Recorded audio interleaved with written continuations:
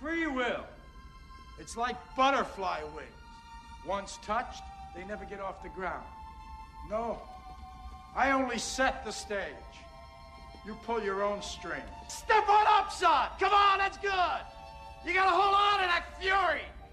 Yeah, that's the last thing to go. That's the final hiding place. It's the final fig leaf. Who are you? Who am I? Who are you? Never lost a case.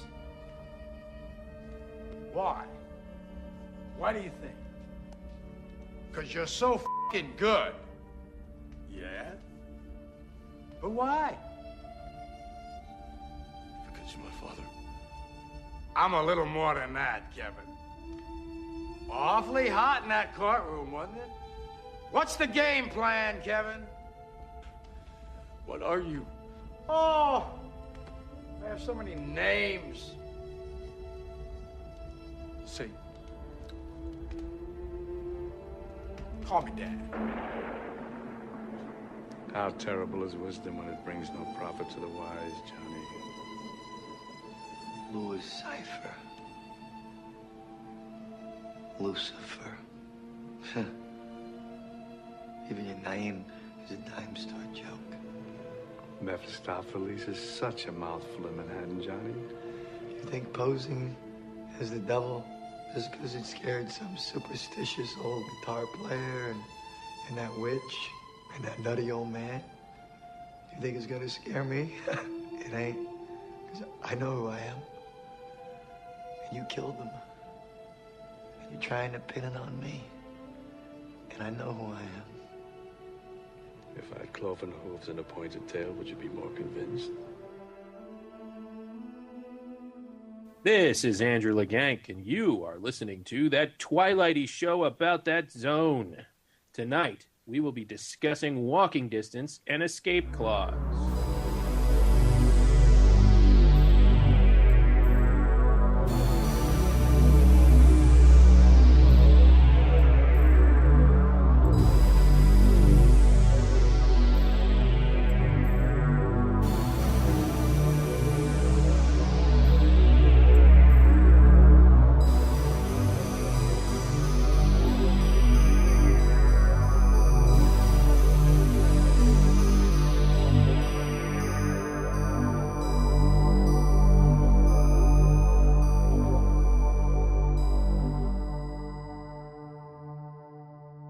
While driving his car in the countryside, circa 1959, 36-year-old advertising executive Martin Sloan stops to have his car serviced at a gas station within walking distance. Hey, there's the title of his hometown, named Homewood. After walking into town, he sees that it apparently has not changed since he was a boy, and it is the year 1934.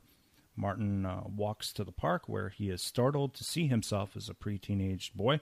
Following the tween home. And he sees little Ronnie Howard when he still had hair. Yes, little Ronnie. He meets his parents as they were in his childhood.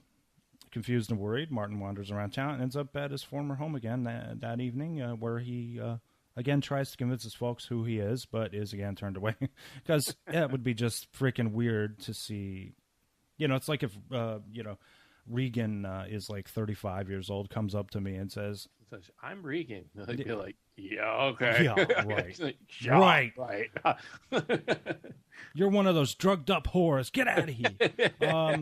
So a little background first. Walking distance is a long, illustrious, bizarre preoccupation in the Twilight Zone that visits to an idyllic setting, a romanticized past, usually something either in Victorian times, a time like one of the astronauts from the episode Elegy states, when creature comforts were easiest to attain, evoking a certain Victorian feeling, or something from the time of Rod Serling's childhood between 1930 and 1945 in upstate New York. Serling was born in Syracuse, lived most of his life in Binghamton, and then with his own family took up residence in Ithaca near the lakes.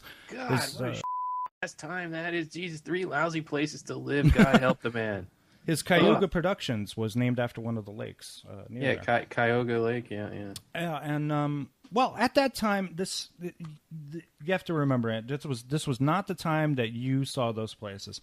Binghamton is really bad now. I know of this because I remember horrible now. There was a horrible shootout that occurred, or not a shootout, but a mass shooting in Binghamton. Dude, I'm surprised that there were enough people still left there to be shot in a mass shooting. Yeah, no, to 16 people. I forget where it was exactly. It might have been. Must have been at the welfare office because there ain't nobody else in Binghamton. Oh, wow. But I guess at the time that he grew up there, of course, this was before the war, so perhaps it was, a lot nicer, a lot more idyllic. So this episode, which is Walking Distance, right? It was written by Serling. It was the fifth episode to be broadcast. It was directed by Robert Stevens, who had previously directed the pilot, Where Is Everybody? I didn't know much about Gig Young. He was in this episode. I didn't either, but he's had an interesting career. Yes, he certainly had. He played Martin Sloan. Except the only thing I knew about him before this was that he was originally cast by Mel Brooks for a part in Blazing Saddles that would eventually go to Gene Wilder. Oh wow! That's according to Brooks, unfortunately, Gig had a severe alcohol problem and could not cope with the stress. So he couldn't do the gig. And since Mel Brooks was already writing Young Frankenstein with Gene Wilder, he asked Gene to come in and take the part, so he did. Oh, wow. So he had been married 5 times. One of those marriages was to Elizabeth Montgomery, who is Sam from Bewitched. Wow. And his final marriage, this is a bit messed up, ended up in a murder-suicide. Oh. On October 19th, 1978, 3 weeks after his marriage to his final wife, the couple was found dead at home in their Manhattan apartment. Police theorized that Young shot his wife and then turned the gun on himself. So motive for the murder-suicide was never made clear. But there's a lovely, lovely, lovely story. Yeah, that's nice and uplifting. Thanks, man. Let's move on to the reasonably happy. Yeah, well, this was a sweeter and lighter episode of the Twilight Zone than many of them. I found it very enjoyable. I'm a sucker for being able to go back in time to your idyllic place and visit things as an adult that you saw as a child. I'm a big time sucker for that. I love Bernard Herrmann as well, who did the music for this episode. That's right. And a lady who had a really long career and was a face in as a character actress that I grew up with was Irene Tedrow, who plays Gig Young's mother.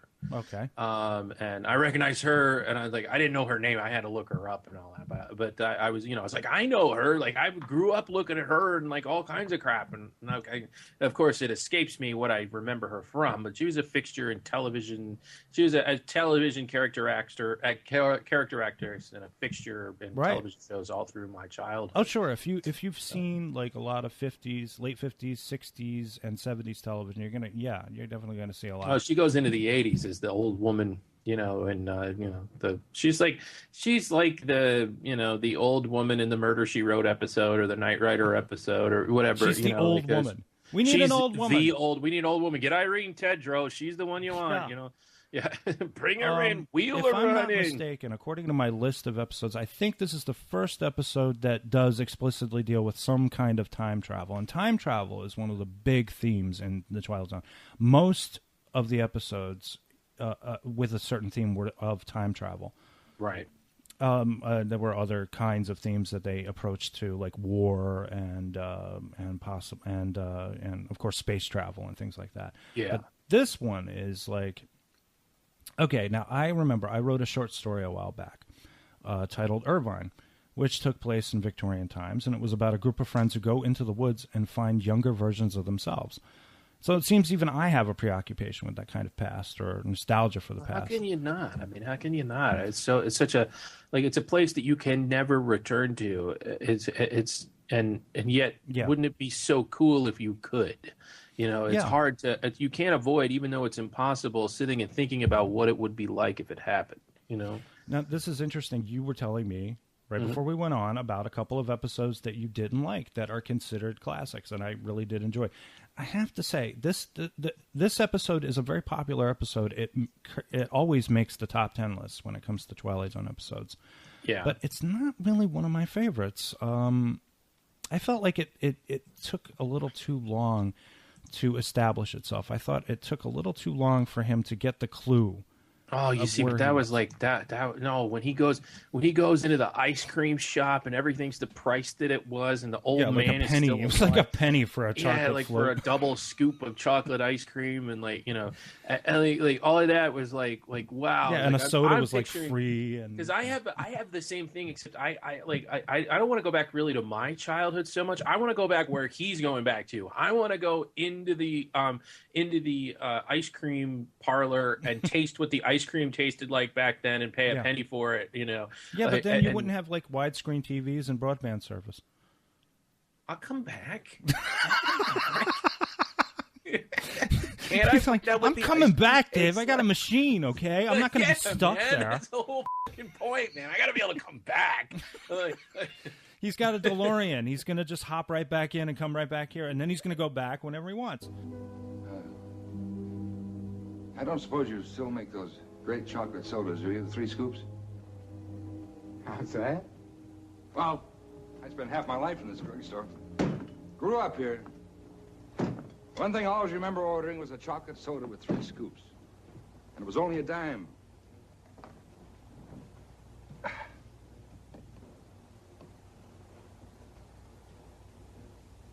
You look familiar to me. Have I seen you before? I got that kind of face. Oh, it's been a long time.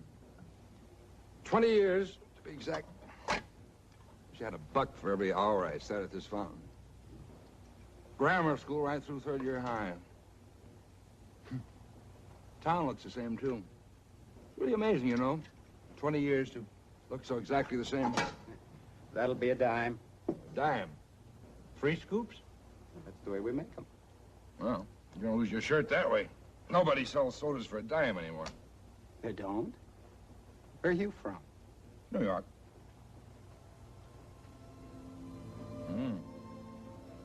I like this soda. Taste okay? Wonderful. You know, it's funny how many memories you connect with a place. I always thought if I ever came back here, everything would be all changed. No, nothing recognizable. Dead. It's just as if I left yesterday. Just as if I'd been away overnight. I almost expect Mr. Wilson to be in the stockroom sleeping just like he always did before he died. It's one of the memories I have. Old man Wilson, may God rest his soul, sleeping in his big comfortable chair in the other room. Well, here you are. Thanks a lot. That's $1. Yeah. It was worth it. So long.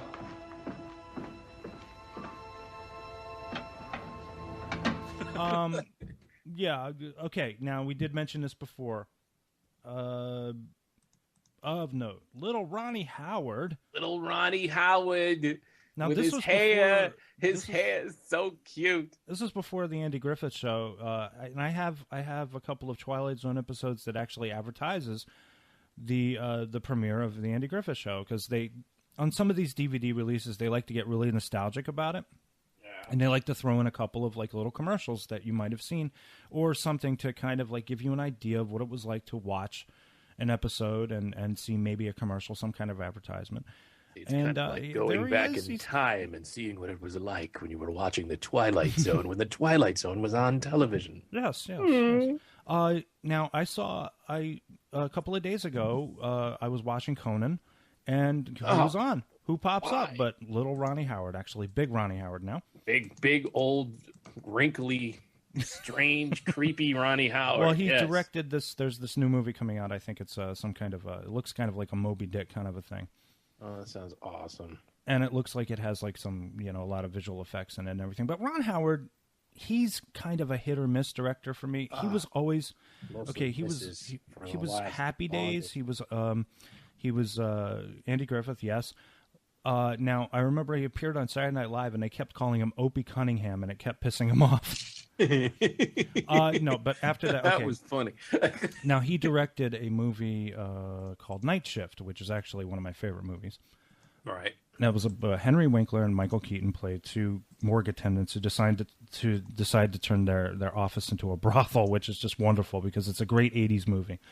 Yes. And then after that, he directed, of course, Gung Ho with Michael Keaton. He directed. That's great. I love that. Splash he did. Man. Splash. Oh, yeah, Splash. I totally forgot about Splash. He pretty much, he's responsible for unleashing Tom Hanks on the world, which is nice. Yeah. You know, he's a great actor. Apollo 13, of course.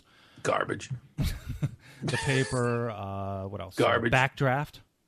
Nah, it should have been so much better. If somebody else had made that, it would have been so much better. What about Far and Away, man?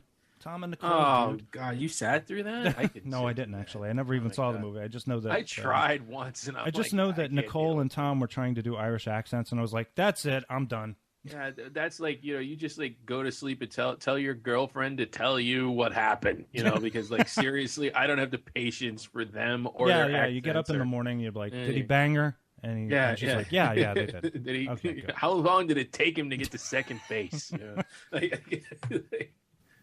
Okay, so back to the episode. Gig Young's character has a complicated life. He's an adult with a high-powered job. I don't really buy for a second that he's 36 because he looks more like he's 56. But again, this is how people aged back then. They were pretty hard on themselves physically. Yeah, dude, they were like drinking at noon. Yeah. And, like, you know, and they started that when they were like 14. Right. You know, like oh, it's lunchtime in high school. It's time to get the bottle of scotch. Yeah, you get a bottle of scotch at the beginning of the period.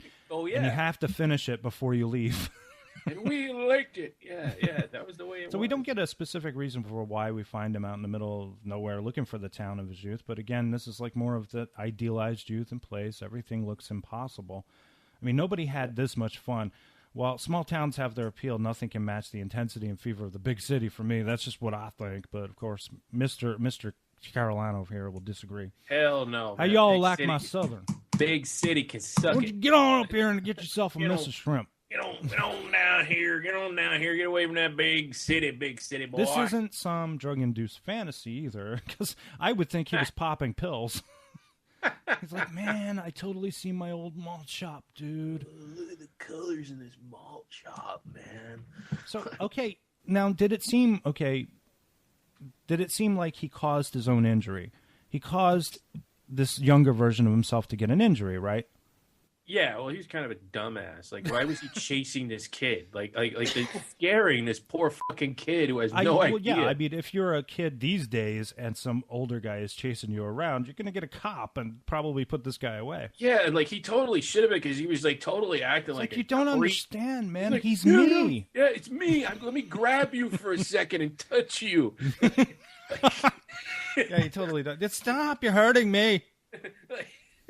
Yeah, and then the kid's parents. I don't want to hurt you. Like, chill, dude. Oh, I did want to mention his dad. You mentioned his mom. His dad is played by a character actor named Frank Overton, who we've seen a million times. He's been on a few Twilight Zone episodes later on, and he was on a Star Trek episode, This Side of Paradise.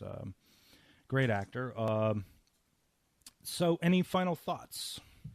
Final thoughts. Yeah, other than the creepiness of the merry-go-round scene, I thought that the interactions with the parents were really sweet. I really liked that thing where he talked with his dad. Yeah, that was kind of cool. Getting it, you know, who doesn't want to talk to their dad? You know, like, I never knew my after father, they're gone. so Okay, so you don't, but but you know, my dad died 10 years ago. I'd be nice to sit down and have a little powwow with him about. Well, okay, what's interesting, I think, is that if he first talks to his dad, his dad's like, get out of here, you're crazy or something. But then he looks at him and he said, wait a minute, you look familiar. Yeah. You probably are my son. He's probably like putting it together based on how his own kid looks and how his kid's going to grow up. And he's like, my God, Gig, stop drinking. You dropped this at the house. I looked inside it. It tells a great many things about you.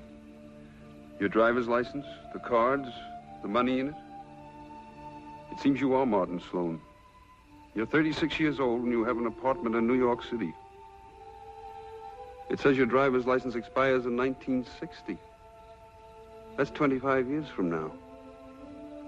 And the dates on the bills, those dates haven't happened yet either. And you know, Pop? Yes, I know. I know who you are. I know you've come from a long way from here. A long way and a long time. But I don't understand how or why. Do you? No. But you do know other things, don't you, Martin? Things that'll happen. Yes, I do. Martin, Yes, Pop. you have to leave here. There's no room. There's no place. Do you understand that? I see that now, but I don't understand. Why not? I guess because we only get one chance. Maybe there's only one summer to every customer. That little boy, the one I know, the one who belongs here, this is his summer, just as it was yours once. Don't make him share it. And again, it's like evident in the budget. I really do admire the way they made these on really a shoestring and like sort of did what they had to do. Like like the dad just like sort of shows up at this right. at this merry-go-round, Right. like because they had a merry-go-round set and they didn't have anything else, Right. But it was a very good episode. It was really up there with my favorites. Okay, let's move on. First, let me see. Walking Distance was recorded for the Twilight Zone radio sorry, not the podcast. It was the radio recorded show. For their podcast, yeah. Starring Chelsea Ross. This one would probably be very interesting. I'd like to hear how they could possibly, because this is a very visual episode, and I want to see how they could adapt this for wow. This ice cream parlor is just like I remember it from when I was a kid. The ice cream is like Nothing better has than any changed. ice cream you've ever had in your life. Oh. It's so good. Okay. Now let's move on. The next one is a fun episode I call Escape Clause. Oh, yeah. Now, this was written by Serling again, directed by Mitchell Leeson, who directed the Ida Lupino episode, The 16mm Shrine. I contend that regardless of whether or not you like the character or you sympathize with this character that's played by David Wayne, the narrative, especially a Twilight Zone narrative, can be engaging and hilarious and moody. It depends on who you get for the episode. And David Wayne is just wonderful in the role of Walter Bedecker. He's such a jerk. And really is a douche. Like he really I mean, like, do you see the way he treats his wife? I mean, like, he's so into you know what he is? He's like a narcissist. He's very much concerned only with himself. He's just a piece of shit. I mean, basically, at the end of the day, I mean, that's what it comes down to. So he sells this. Well, first off, it starts off with him. He's like in bed because he's like a hypochondriac. He's a typical New York hypochondriac. He is costing taxpayers thousands of dollars. You know what I couldn't help thinking when I was watching this episode, how many people learned what the word hypochondriac meant by watching this episode of The Twilight Zone? Yeah, and then later on you would have somebody like a Felix Unger on The Odd Couple or something like that. Yeah, right, yeah. But that would be in the 70s. But yeah, this dude, I mean, like, okay, he is convinced that he is at death's door and he's got his doctor there. Meanwhile, his doctor is looking over at his wife and seeing how haggard she is, and he gives her a prescription for vitamins. Here I lie with my life ebbing away, and that quack prescribes vitamins for you. See, I'm dying, but she gets vitamins. Oh, stop it, Ethel. Get out of here. Let me die in peace. All right, Walter. Why can't a man live 500 years or 1,000? Why does he have to die almost the moment he's born? I don't know, dear. Oh, of course you wouldn't. Go on, get out of here, Ethel. Oh, what a miserable thing to contemplate. A handful of years and then an eternity down under the ground in a casket in the cold, cold ground. With worms yet? Yes, of course, with worms. I subscribe to your views wholly, Mr. Bedecker. I mean, wholly. Well, that's mighty decent of you. Who are you? Cadwallader's my name. At least it's the name I'm using this month. Has a nice feeling on the tongue. Cadwallader. We each have something the other wants, and that seems a relatively solid basis for a bargain. Does it? Now, what do you have that could possibly interest me? A great many things. Oh, you'd be surprised, Mr. Bedecker. Many things. Varied and delightful. And what do I have that could remotely interest you? Actually, a minor item. In fact, something less than minor. Insignificant. infinitesimal, microscopic, teensy-weensy. What did you say your name was? Now, what's in a name, Mr. Bedecker, really? It's a mere question of semantics. Just language. A mere stretch of words. For example, what is it you want? You want an extended lifespan. Few hundred years to play around with. Some people would call that immortality. But why make it sound so imposing? Let's call it, just the two of us, let's call it some additional free time. After all, what are a few hundred years or a few thousand? A few thousand? 5,000, 10,000, what is it in the scheme of things? The world will go on ad infinitum. So what are a few thousand years more or less? Give or take, add or subtract. You're the devil. At your service. Give her a prescription for a new fucking husband. That's what you need. Yes, dear, I'm going to get you a new husband. I'm going to give you a prescription for an Perhaps you'd like 18-year-old somebody football player named taller, Payne. younger. So, okay, he's basically like, I wish I could have. This is like one of those wishing things, but the devil comes instead. It's this guy who calls himself Ted Cadwallader or something, and I like the way the name rolls off his tongue. So he sells his soul. Yeah.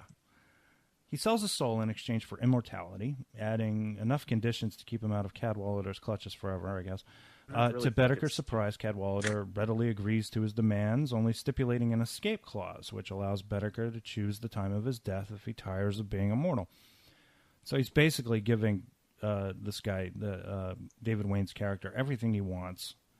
But, of course, in the Twilight Zone, everything you want is nothing you want. Yes, everything you want is nothing you want.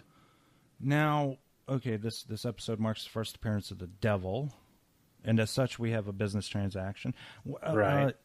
So why the devil almost exclusively trucks in contracts and legal mumbo-jumbo? He always needs signatures on the dotted line, right? Yeah. I wonder why. It does in Supernatural, too.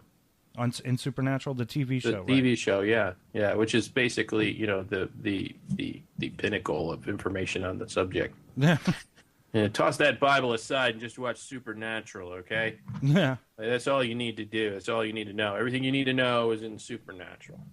But God, I mean, does God bother with contracts? Do we ever see God printing up something? That's what the devil's all about. Devil's all about the contracts, man. He's all about getting your soul, getting you down into hell so that he can torture you. I don't know why, but they do. I think I remember having a conversation with somebody about why does the devil? Why do you always have to sign a contract when you make a deal with the devil? And this person said because lawyers are evil. So makes sense. We will see the devil in one form or another in a few episodes. I've seen him. He's my lawyer. A Nice Place to Visit, The Howling Man, The Hunt, Printer's Devil, of late I think of Cliffordville. This is because it's a fun concept. It's easy to adapt. The characters usually enter into these agreements with the devil are often just as bad, And Bedeker he's a really unsympathetic person. He really is. They take it really kind of over the top. It's because first off, I mean, I get it. So he gets his deal, and so the first thing on his mind is let me do an insurance scam. Yeah. So he tosses himself in front of a subway train and then collects the insurance money, and then does that a couple of times. Nice effect too. He gets up on the platform, and the only thing that's messed up is his suit. Yeah, yeah. So but then just kind of out of nowhere, he kills his wife. Well, sort of. Yeah, I don't know that he actually. I think she trips or something and falls. She falls down an air shaft. So maybe it was his reaction. You think that no interest in that happening whatsoever. That makes you think that he did it on purpose. Yeah, he could be right there. I can see that. He comes up with the idea. He says, "Well, maybe I'll give the electric chair a spin because I guess back then you had the death penalty." So he calls up the cops and he says, "Hello, I killed my wife." Right. So, Now, what the hell was his issue there? Like, what was he? What like? Did he not realize that he was going to be spending the rest of his life in eternity now that he made himself immortal in a fucking jail cell like a dumbass? Yeah. He's bored. He gets bored immediately because there's plenty of ways to amuse yourself, and there's a lot less of them in a jail cell. For being immortal, being immortal, he could have done a million different things. Instead, he does his insurance scam, and he's just obsessed with facing death a million times. I don't know. I think there's the weak that is a weak part of the story. I think he should have thought about being in jail for eternity before he killed his wife. Yeah, but he was probably glad to be paroled from being with his sorry ass. Well, there's also that his lawyer. Okay, that's where this is where the sadism actually kicks in. It's not that he kills his poor, long-suffering wife, but he's instrumental in her death. She falls off the roof. Bedecker calls the cops, confesses to her murder, hoping he'll get the electric chair. But he happens to have the greatest lawyer in the world. I mean, we're talking Robert Kardashian and Johnny Cochran. And this guy has got to be a public defender, a city employee, because I have to assume Bedecker wouldn't care about mounting any kind of defense. So instead of getting the death penalty, he gets life in prison. I've had tough clients before, but nobody like you. Really? What disturbs you? What disturbs me is that in 5 days of a trial, you've acted like a man desperate to get convicted. When I examine you, you shut up like a clam. Is that a fact? That is a fact. Now, tomorrow, here's what I want us to do. Mr. Cooper, put it away. How's that? Put it away. Bedecker, did you get what I was just trying to tell you? You are about 12 hours away from a guilty verdict to a charge of first-degree murder. And what is the penalty? The penalty for first-degree murder in this state is death in the electric chair. Mr. Cooper, the only thing they'll get for their pains if they try to burn me is a staggering bill for electricity. Right. So he's stuck in a stupid situation. So he calls in. What was he going to do if he got the death penalty? I guess he would have just sat there in the chair just laughing. And laughed at them? What would that have gotten? Do you think they would let him go? Oh, you survived, so you get a mulligan and we'll just let you out? Is that how that's supposed to go? I guess that's what he was assuming. I think he should have thought all of this through a little bit better. Just saying, Right, yeah. Just saying. But the thing is, this escape clause portion of the contract is an idea I don't understand. Why would the devil give him that? Because he knew he would fuck it up and make it worse. The devil the whole idea, I think, is like the devil's like this all-knowing character that knew exactly what was going to happen. And so he knew that whatever he put into this contract, he had to have something that to allow this guy to fuck it up and make it worse. Right. And he knew that. All right, I see. It was really about just getting the soul. Yeah. Just get the soul. Just and be done with it. Now, what do you think? That's how he gets his paycheck, man. He gets paid in souls. So, what do you think the time elapsed from the first scene to that final scene in prison was in the story? I have no fucking clue. Like a week, maybe? Nah, it couldn't Maybe be. The 2 justice weeks? System doesn't work that fast. 2 weeks. Well, okay.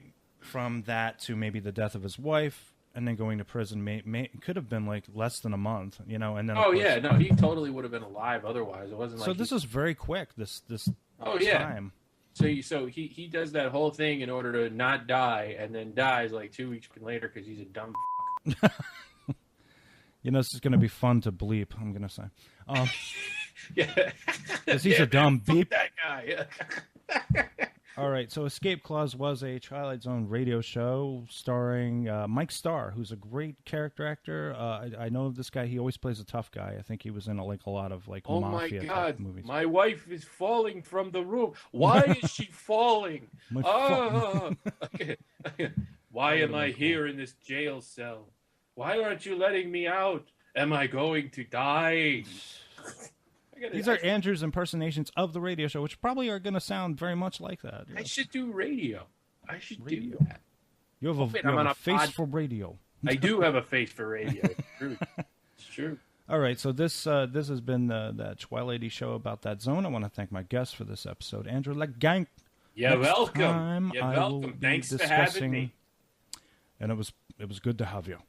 I'll be discussing the episodes The Lonely and Time Enough at Last with Denny Spangler on That Twilighty Show About That Zone. Thanks for tuning in, and try not to make any stupid deals with the devil that involve life in prison if you happen to have a good lawyer. Good night. Too late. I already did. Don't